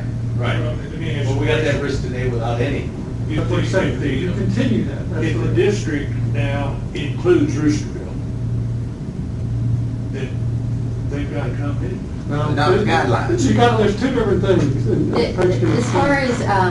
as the ordinance itself and the designation ordinance identifying the district and all of the properties within the district could include everything. What we're talking about as far as the design guidelines, standards, it does not address residential to the extent that it would if this was a full-on commercial and residential. But one thing that could be done if there was great concern about that area is locally prepared guidelines are intended to be just one resource. The Secretary of Interior has standards that are utilized across the nation that can be used in tandem with the more local specific guidelines. So if it was felt that if there was the need to ensure that residential areas were also subject to review, and these standards as they currently are proposed don't get into the level of detail necessary to guide proposed projects, there are other resources that the HPC can use and have available to them in making decisions. And that's actually already stated in the draft ordinance. The Secretary of Interior's what they recommend is always as sort of the go-to, but localities are also encouraged to have more detailed, specific standards as well that can be married together and provide guidance to the HPC when they're making decisions. So if we were to proceed as, I guess we got moving here in this direction with just basically commercial, then would this ordinance need to be changed where it says one of the purposes is in order to stimulate revitalization of the business districts and historic neighborhoods, and to protect and enhance local historic and aesthetic attractions to residents and so forth. So would historic neighborhood need to come out of that? No, again, that district and the language can still stand, but as far as having the way that the guidelines so far have been crafted, these could not be used in making a decision. You all can still say if there's a need or a proposed change to a home, if there's an addition, if there's a proposed demolition, if there's a proposed new construction, you got to come before the board or the HPC, but they would have to utilize another resource in conjunction with these to make a decision, because this is fairly silent in the way of providing guidance on what is appropriate.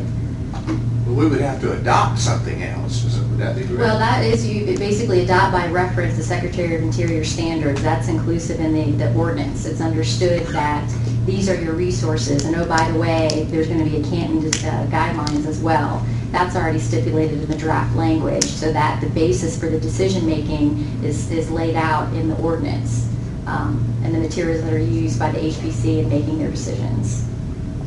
Residential is covered under national standards, is what pages say somewhere. But you have to adopt something. It's There's already a covered. reference in the ordinance that those are adopted by reference.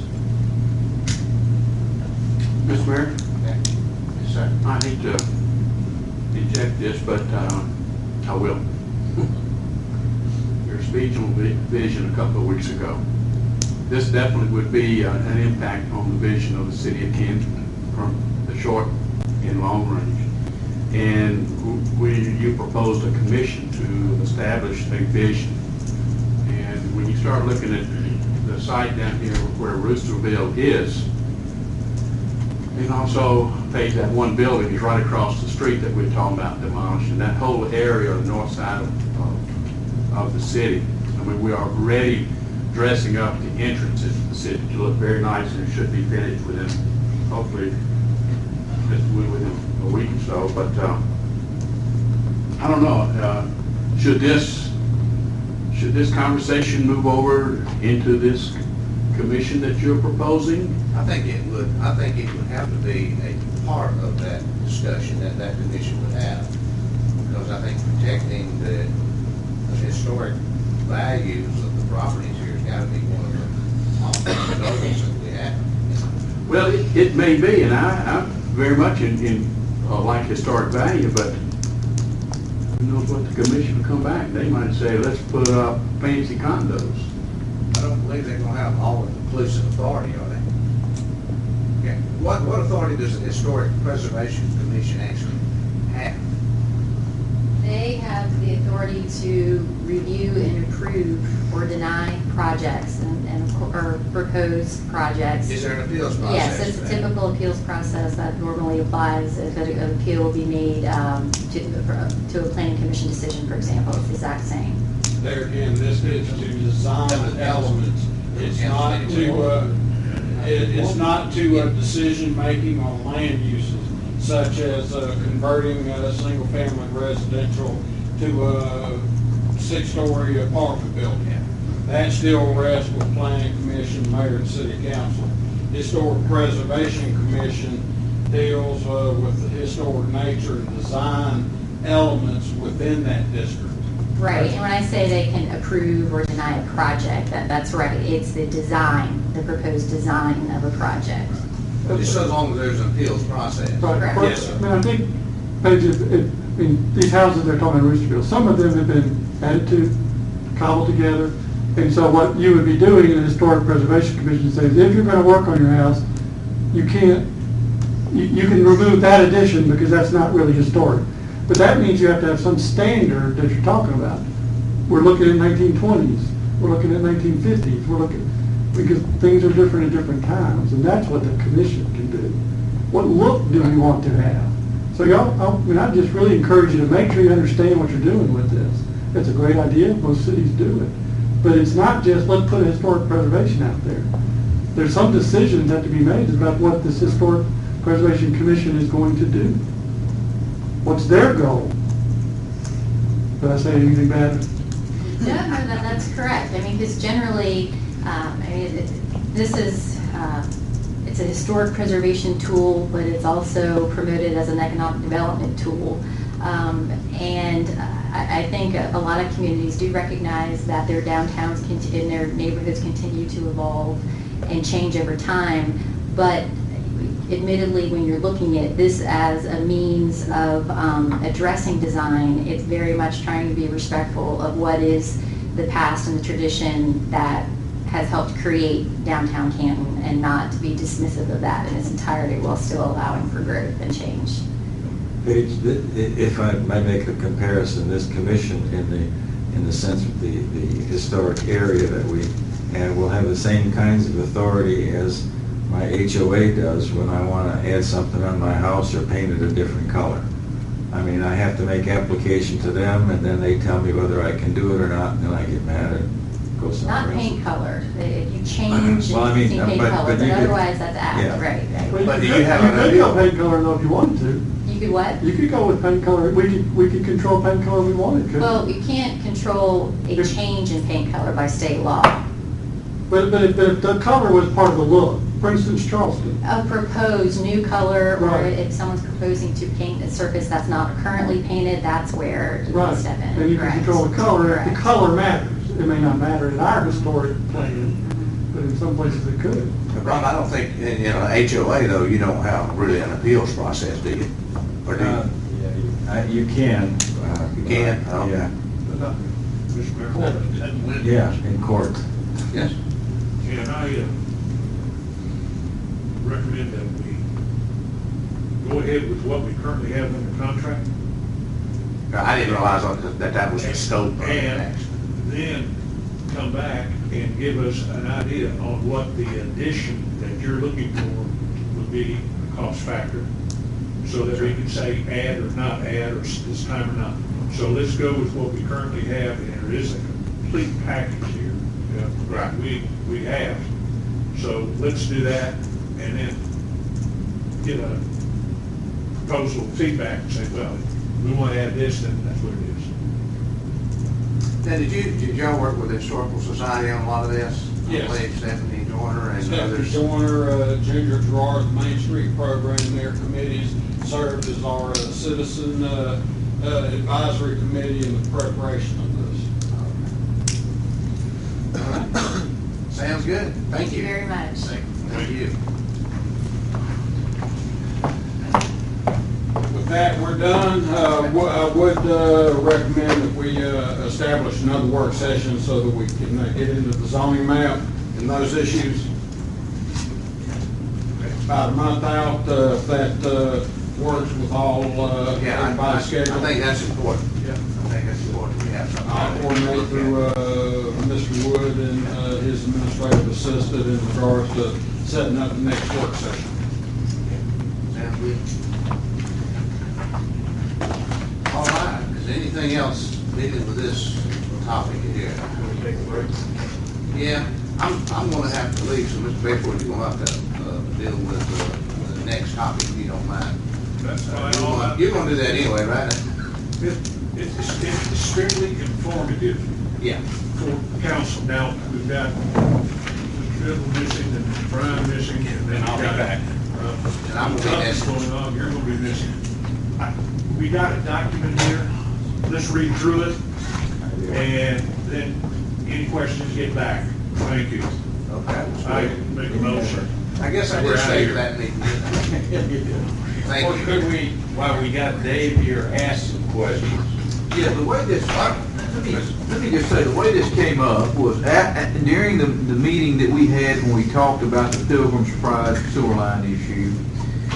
As a part of that meeting, there was some discussion about what types of filters we might want to utilize at the, as a part of sewer plant improvements.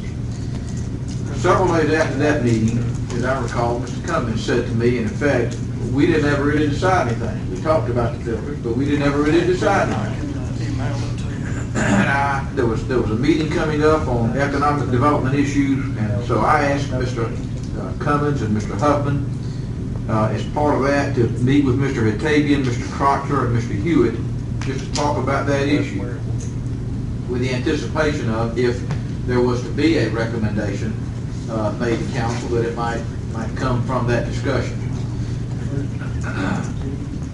We had that discussion, we had that meeting.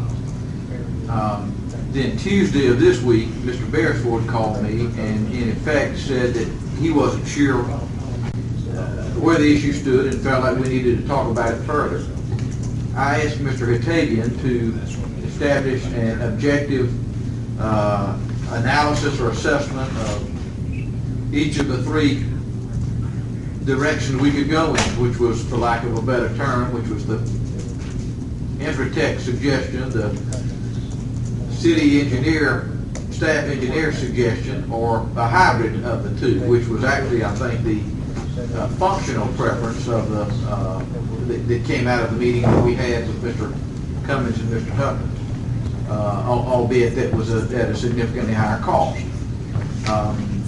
So this afternoon I was delivered this document from Mr. Hatabian that I presume, and I really have not had a chance yet to read it in depth. I tried to scan it quickly, but I assume accomplishes the purpose of a truly professional, objective set of pros and cons.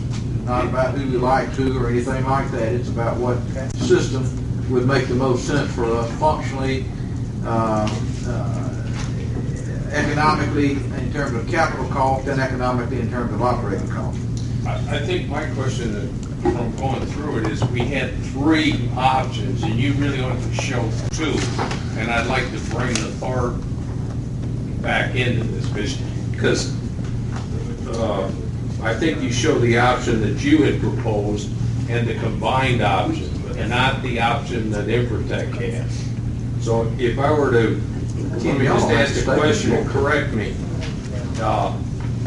If I, actually, Infratech was not proposing the nutrient removal system in their original, was it?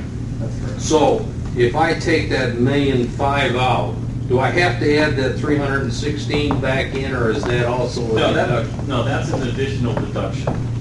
Okay, so really the third option that Infratech really came out with was $6,438,000. Less the 316. Less the 316. That's right. That would be the third option.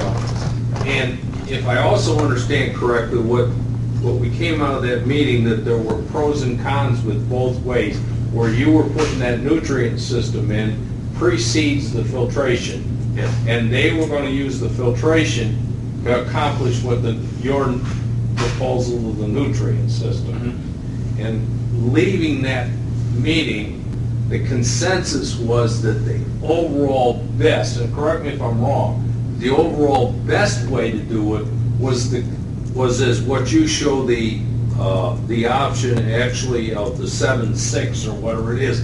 That would give us the longest term solution, and it would give us the greatest capacity handling system. Yeah. Wasn't? And so there really became a question, and I understand why you like the nutrient removal, and I can understand why the others like the other. It's just a difference.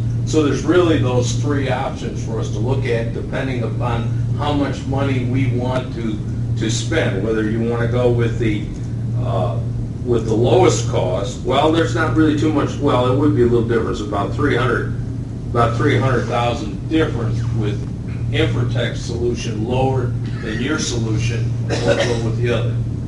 Refer to it as deep bed filters versus DASET filters? Well, actually, there's a third one. Okay, well, that's what I'm missing. What is There's actually two deep bed options. There's one with nutrients, one without nutrients. Okay. If you, That's, okay, yeah, so is that your third? yeah, the third is if you take that $1.5 million out. Yes. Now, my question would be, capacity down there is going to be 6 million. With the deep bed. 6 million eventually with the expansion, that's going to be a Possibility, yes. So that's the max we can ever get out of that. Will the deep bed minus the 1.5 million and give us what we need as far as protection from consumer? Without a nutrient removal, I don't, in my opinion, no. I don't believe it'll do it at 4. Okay, so then what you're saying is the sand filters need to be used. That's, and that's the difference of 1.1 million. No, the nutrient needs to be. The nutrient needs to be used. Not the sand. That's a 1.5 million. That's not, the nutrient, in my opinion, needs to be used. All right, Then Yes. go to the next question. So we get 6 million out of the sand filters using just the nutrient? And the answer is probably not. Well, I know it's short notice, but history has shown, and we can talk to the folks, I've talked to folks in Gainesville, we can talk to Cherokee, they have the Dynasand filters with a nutrient removal system. They put it in 2001, 2002. They have, within 6 months of operating it, putting it in service, they've been bypassing their filters. They don't need them. And they have more stringent limits than we do. For right now, they are. Well, for the past 10 years. Oh, okay. And I put their limits on there. What's their volume? You said Cherokee, or you No, said their limits? Gainesville has been doing that. And Cherokee has, I think, I'm not sure what their, Is it more or less or equal or? the capacity or the Yeah, biological capacity. process. Well- The capacity, I believe, is more, their biological process uses membrane, so they're probably getting a little better biological treatment, but I don't have the numbers on the top of my You head. got any logical reason why they would put in those filters and now they've taken them out because they don't need them? Why? No, I think they were put in together. Again, why would they do that? At that time, they didn't have either the data or it was, the other thing is they have to deal with the Lake Lanier standards, and you gotta have belt suspended skyhooks and everything else Okay, discharging to Lanier. Bottom line, looking at the three as referred to, you're going to recommend the Dynasand filters. That one right there, we're looking at a bottom line number of 6.4. That's what you would recommend. That's been recommended Yeah. since And day one. That's what we should be looking at, exactly. Well, the other question is if we wanted to do anything else, we'd have to pay in addition some redesign costs, would we not? Yeah, that was about $100,000. Yeah. They've actually sent the revised costs. It's not quite 100, it's, 94,000. no, they sent, I sent you a revised one. Oh, They gave me minus that. 11? Minus 11, So so it's like 83. 83. Oh, it's the revised. But go back to the capacity question again, because we're asking the The 6. capacity, We're going to be limited pretty much to the 4 million gallons with just doing the Dynasand filters. correct. So, the best solution, which we came out of that meeting, was to spend more money to do both the filters and the, But the little caveat on that is, if the system works like it has in other facilities, okay, yeah.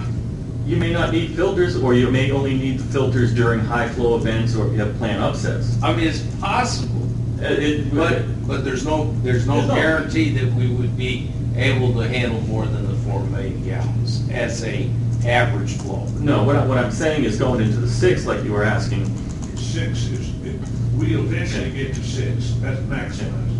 but, So let's look at the 6, not what. We won't be here though. Yeah, but what I'm saying, if you want to look at the 6, that you really want to do, you want to really change the filters and include his nutrient. You're actually, in my opinion, you're looking, the best solution, just let me ask you a Okay. question, is the best solution to go with both? best in terms of, Capacity, 6 in million. terms of filtration, in terms of total. if you're You know, going the 7 point, whatever it is. if you're going to assume that you have to use filters, that's, and again, like I say, I've talked to the people in Gainesville, they're doing it in Cumming, they're doing it in, I think Douglas County.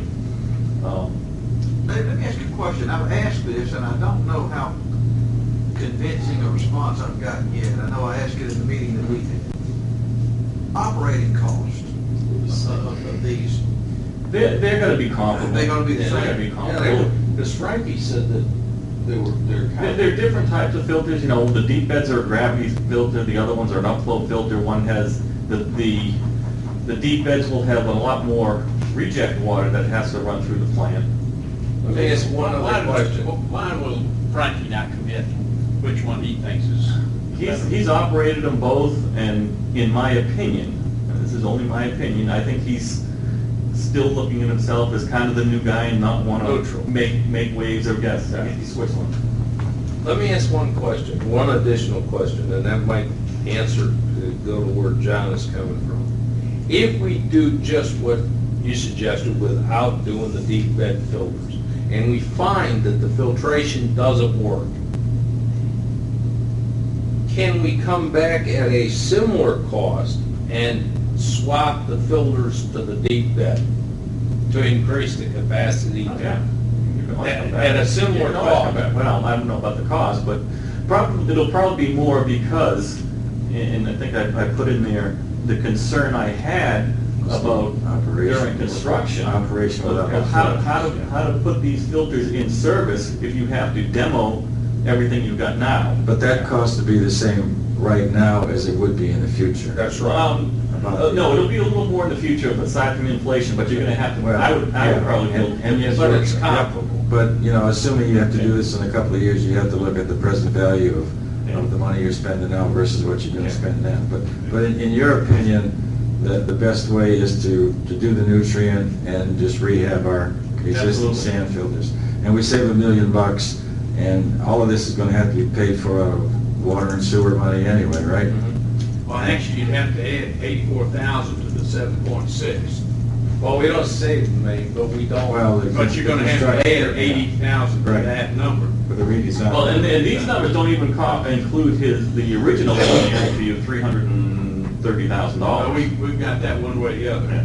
But the point is, if we go with what you're recommending, if we find that the filtration system, capacity-wise, is inadequate,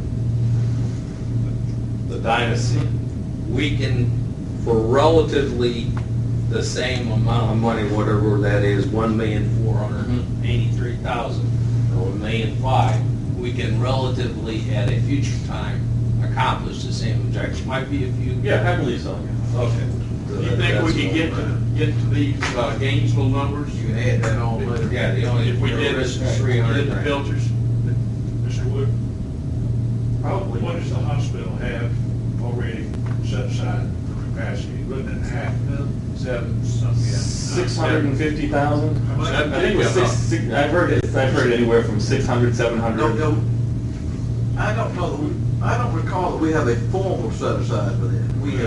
What we have said to them was, we will either assure you that we'll meet your capacity demands, or we'll contract with Cherokee if we can. But I don't think we have ever No, but- contracted for Yeah, specific. and that's that's not all a prepayment of tap fees and whatnot. That's not a So meeting. reserve capacity. No. So, our basic risk is $300,000, because you're gonna refurbish the Dynasty. And the 300 is a little conservative. The actual proposal from Parkson was about 200,000, but we had to remove the sand ourselves, so I just added a little bit more money in there. I mean, I actually prefer what you're proposing, because I believe the earlier you remove it from the process, the better you are. When they Oh, yeah. get Although capacity is a concern. 300 beds And that will like I say, I did a And pilot you're study gonna have on this 2 or 3 system for McDonald's. Cherokee back in And the 2000. hotel and all, you know, Look when at you the get to that report, and it point. showed the same thing, Probably that gonna be this nutrient process pretty does close. about 70% of Hopefully your you've got enough revenue removal. stream And by the end filters to the bump it up policy, some and more if you that's need to. why I had to go back, I wanted to go back and explain the design Right, yeah, laws right. that were done back in 02 or 04. Well, we were using the polishing filtration He's saying the system. one, It was 6 million on the deep bed, the other one's 4? So in simple I terms. don't think so. Well, David, we're getting a little confused ourselves. Is there a different capacity in these two? No. That's- Now, what Infratech is saying, they are designing, I think, for 6 filter cells, and the other 2 are gonna be reserved. They weren't gonna put the media in them and everything else. And I believe they were using those as backwash storage or something like that. But if they wanted to go further out, they could probably, maybe get to 6 million, you could. I guess what I'm saying, if 5 years down the line, what is the maximum we can get out of one and out of the other? What's the maximum? Right now, it's 4. But There's no he six. said would give you six Where's the number 6? The 6 is coming from the potential, Dog leg. the potential that we could squeeze in if we build more tankage on our. And that's not site. it here. No. So both of these are going to deliver us 4. Yes. So didn't he build in the expansions? It's kind of shown as a future, but no, there's no. And the other thing, going into the future, if you want to expand that, you're still going to need to justify it to EPD, and then they'll give you the waste load allocation and tighten up your limits. But I mean, the bottom line is if we proceed along what you recommend, is that in the future, if we realize that those filters don't handle the capacity that maybe the deeper bed filters would handle, we can go to the deeper bed at not really a significant cost difference to what we would spend now. So, Very much so. Well, if we have to go to the 6 million, we have to have a design contract for somebody to To do finish the that. design, So yeah. they could- If we needed the other, they could throw that in. Thank you. So, That's it. That's it. so we're moving ahead on it. Well, wait a minute. Well, moving ahead on what? Well, that was my next question. I think we all agree that your recommendation is the one we want to pursue. Yes. The least cost now. you got, yeah, well, it's not really the least cost, but it's the What's least the cost expenditure now. Not really. It's 304, but that's all right. The other one won't work. But Well, I don't know if the other one will work. I'm saying that when we walked out of the committee the other day, We're assuming the million. when we walked out of the committee the other day, and I could be wrong because this is way over my head, but I thought we were going with the most expensive, the 7.6. That was the conclusion. That was the of conclusion. best method. And what I'm hearing now, we're going with the other, which I'm perfectly fine with. I'm probably fine with the other because he just said, Yeah. the answer that we came out of the meeting was, what's the best solution? And the best solution is the 7.9 or whatever it is. It's important, okay, we agree on that. Now, it's What? important. What you said, we're going to go with what you recommend. Yeah. Did you say you agree?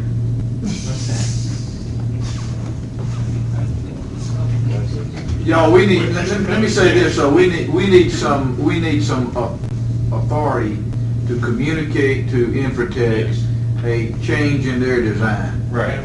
Now, that's. Why don't we put that on the work session? Put that on the work session. Fine, so we have a full We'll council vote, and the mayor. we'll vote next week. Yeah. Now, do Too you, late, do you, We I can have add, like 8 more pages to put on. we can add it. Okay. do you want me to write a letter to them? No, not until after they vote. But a head nod would say. You tell them to hold up.